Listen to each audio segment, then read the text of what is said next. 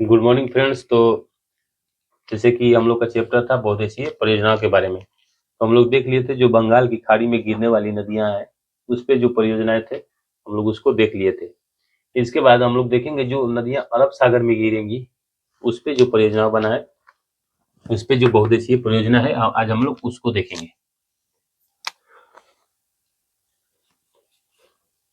इधर बहुत छोटी छोटी परियोजना है, इसको एक ही मैप में ही देख लेते हैं।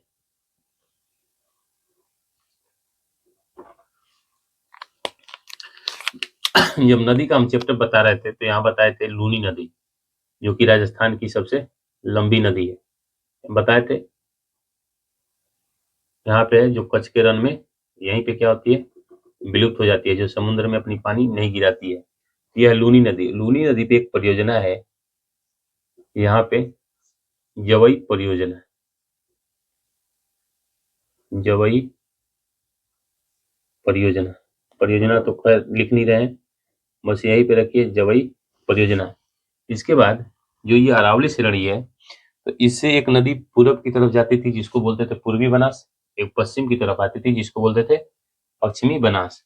तो बनास नदी भी अपना मतलब इसी कच्छ के रण में अपना जल गिराती है, यानी यहीं पे नदियां विलुप्त हो जाती हैं, ये भी समुद्र तक नहीं पहुंचती है। तो यह है बनास नदी, यह है बनास, यह लूनी, लूनी बनास। तो इस पे जो परियोजना है उसको बोलते हैं दंतेवाड़ा, दंतेवाड़ा। छत्तीसगढ़ में दंतेवाड़ा एक जगह है, लेकिन यहाँ पे दंतेवाड़ा एक परियोजना है जो कहाँ है, बनास नदी पे, राजस्थान में बनास नदी पे दंतेवाड़ा परियोजना है। इसके बाद यहाँ पे एक बहुत ही फेमस नदी है नर्मदा नदी, जो कि अरब सागर में गिरने वाली प्रायद्वीपीय भारत की सबसे लंबी नदी है, नर्मदा नदी। तो नर्मदा नदी हम बताए थे कि जो ये विंध्य श्रेणी है और सतपुरा श्रेणी है, इसके बीच में अनेक सारे परियोजनाओं का विकास हुआ है, क्योंकि ये जो नर्मदा नदी है ये भ्रंश घाटी में बहती है। जब ये भ्रंश घाटी में बहती है, मान लीजिए ये विंध्य श्रेणी है, इस तरह से ये मान लीजिए विंध्य श्रेणी है, और यहाँ पे ये है सतपुरा, ये मान लीजिए सतपुरा रेंज है, और इसके बीच में क्या हो रहा है कि नर्मदा नदी इसके बीच में फ्लो कर रही है। यहाँ पे नर्मदा नदी यहाँ से फ्लो कर रही है।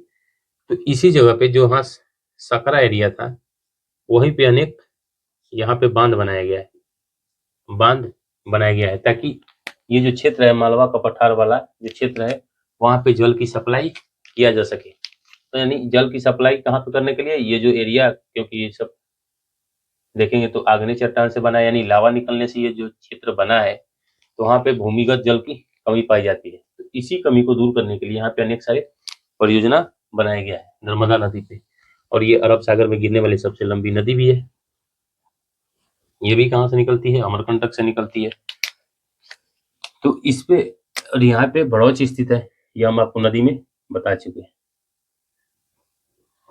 जहाँ पे बनाया गया है सरदार सरोवर परियोजना,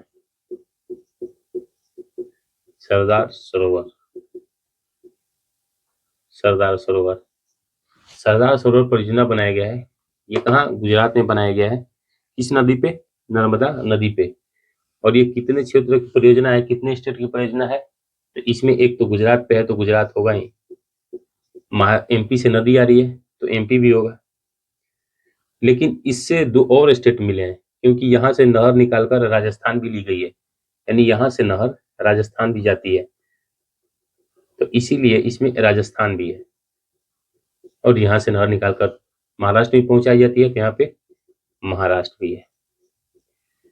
यानी गुजरात, एमपी, राजस्थान और महाराष्ट्र, ये चार स्टेट की परियोजना है सरदार सरोवर परियोजना।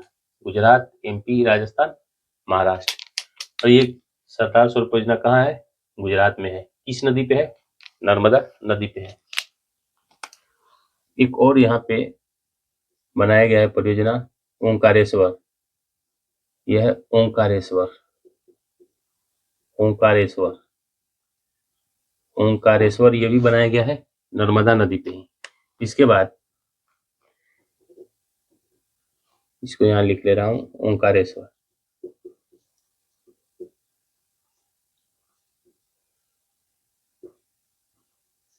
ओंकारेश्वर। इसके बाद ये नदी एक और यहाँ एमपी में बनाया गया है बांध, जिसको बोलते हैं इंदिरा सागर। इंदिरा सागर। गांधी सागर, जवाहर सागर कहाँ था? चंबल नदी पे था।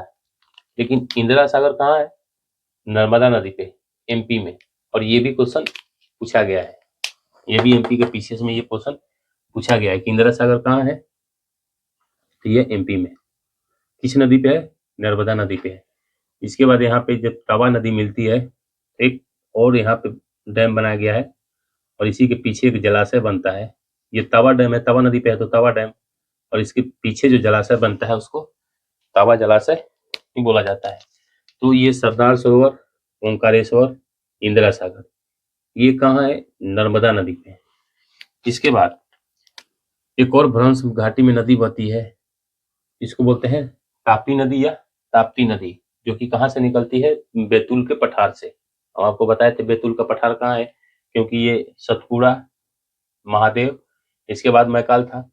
तो जहाँ पे महादेव और जो ये गाविलगढ़ था, महादेव और गाविलगढ़ के बीच में बैतूल का पठार था। तो ये इस पे परियोजना बनाया गया है। ये है 1 2, ये है उकाई, उकाई परियोजना, और ये है ककरापार, ककरापार। उकाई और ककरा पारा परियोजना ये कहाँ बनाई गई है? ये है तापी नदी। कौन सी नदी है? तापी नदी। ये है तापी नदी। तो तापी नदी पे उकाई और ककरापार, ये भी गुजरात में है। इसके बाद एक यहाँ पे कर्नाटक में निकलती है शरावती नदी। यहाँ पे कर्नाटक से निकलती है शरावती नदी। तो शरावती नदी पे शरावती परियोजना है, शरावती नदी पे शरावती परियोजना। इसके बाद एक केरल में निकलती थी पेरियार नदी, यह है शरावती। तो शरावती पे शरावती, यह है पेरियार, पेरियार। तो पेरियार पे एक तो पेरियार बांध है, पेरियार पे एक पेरियार है और एक है इडुक्की, जो कि केरल के इडुक्की जिले में है। तो ये है इडुक्की,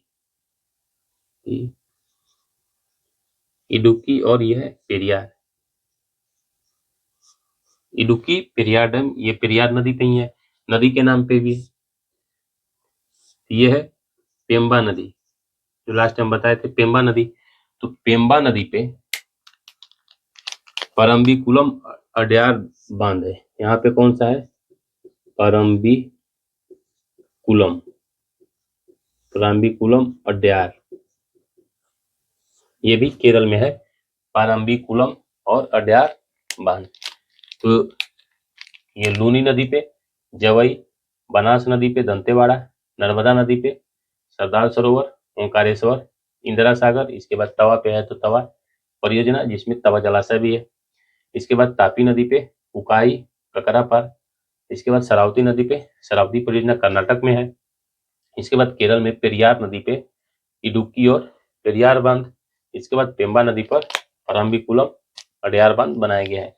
तो ये था जो कि प्रायद्वीपीय भारत की वे नदियां जो अरब सागर में गिरती है, उस पे ये बहुउद्देशीय परियोजनाओं के बारे में, यानी जो नदियां अरब सागर में गिरती हैं उस पे जितनी भी बहुउद्देशीय परियोजना बना है, ये उसके बारे में था। तो नेक्स्ट क्लास में हम देखेंगे, यहीं से एक टॉपिक लेंगे, क्योंकि अभी नदियों का चैप्टर शुरू है, तो यहाँ से एक चैप्टर लेंगे झील का।